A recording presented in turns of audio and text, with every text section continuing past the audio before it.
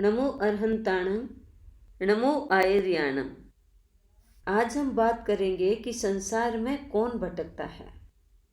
उत्तराध्ययन सूत्र के 25वें अध्याय की 39वीं गाथा में बताया गया है, उले वो होई भोगेषु अभोगी नोवलिप्पई, भोगी भमई संसारे अभोगी विप्पमुच्चई। हमें दो बातें समझनी हैं। एक तो भोगी संसार में भटकता है और दूसरा अभोगी संसार से मुक्त हो जाता है। दो शब्द आते हैं, भोग और उपभोग। भोग का मतलब होता है कि जो एक बार यूज किया जाता है, जैसे भोजन, दवाई पानी आदि। ये सब एक बार यूज होते हैं, इनको बार बार काम में नहीं लिया जा सकता। भोजन एक बार किया, खत्म हो गया। दवाई एक बार ली, खत्म हो गई। फल फूल एक बार खाए, खत्म हो गए। इनको बार बार उपयोग में नहीं लिया जा सकता। इसको कहते हैं भोग, जो एक बार यूज होता है।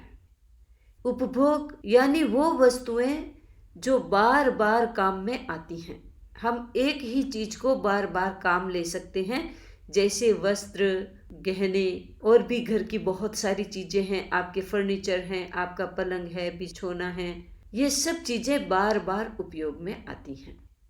जो इंसान इन भोग और उपभोगों में आसक्त हो जाता है, वह इस संसार में भ्रमण करता रहता है। और जिस चीज में आसक्त होता है, इंसान उसमें पैदा होता रहता है। एक बार एक व्यक्ति ने संथारा किया।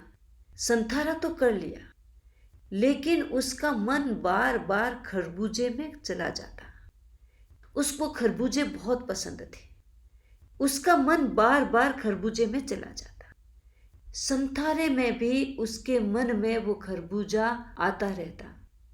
उस बात को वो भूल नहीं सका और न ही उसने इसका प्रायश्चित्त किया। वो अपना जन्म पूरा करके, संथारा पूरा करके जब मृत्यु हुई, तो खरबूजे में बीज के रूप में पैदा हुआ। ऐसे ही कई लोगों को स्नान करना बहुत अच्छा लगता है, कई लोगों को फूलों की मालाएं अच्छी लगती हैं, कई लोगों को बार बार श्रृंगार करना अच्छा लगता है, कई लोगों को बार बार कपड़े बदलना अच्छा लगता है। जो ऐसी क्रियाएं होती हैं, इंसान की गति को भिन्न बना देती हैं, इंसान की मति को भिन्न बना देती है। और वैसा ही जीवन हमें एक जन्म के बाद दूसरे जन्म में मिलता रहता है। इसलिए कहीं भी अटके नहीं, कहीं भी आसक्त न बने। ऐसे भी कई उदाहरण मिलते हैं कि इंसान बहुत पैसा वाला, बहुत उसने सुख सुविधाएं बटोरी, लेकिन अपने जीवन में अनासक्त। अहंकार नहीं, मैं इतना धनाढ्य हूँ, अहंकार नहीं है मेरे पास ये सुख है, ये सुविधाएं हैं, कोई प्रकार का अहंकार नहीं, और उसमें अच्छी तरह से जीता है। और जब छोड़ना होता है तो अच्छी तरह से छूट भी जाता है। मुझे एक कहानी याद आ रही है, आपने सुनी भी होगी कई बार।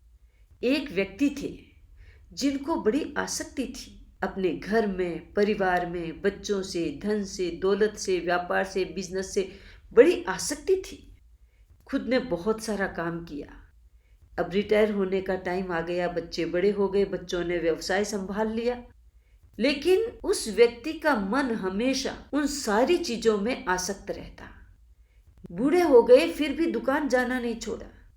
कुछ वर्षों के बाद बीमार रहने लगे, फिर भी दुकान जाना नहीं छोड़ा।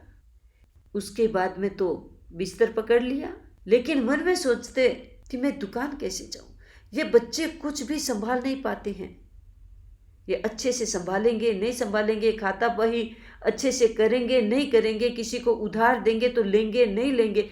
दिन भर वो ही बातें उसके दिमाग में चलती रहती। बिजनेस करना कोई बुरी बात नहीं है।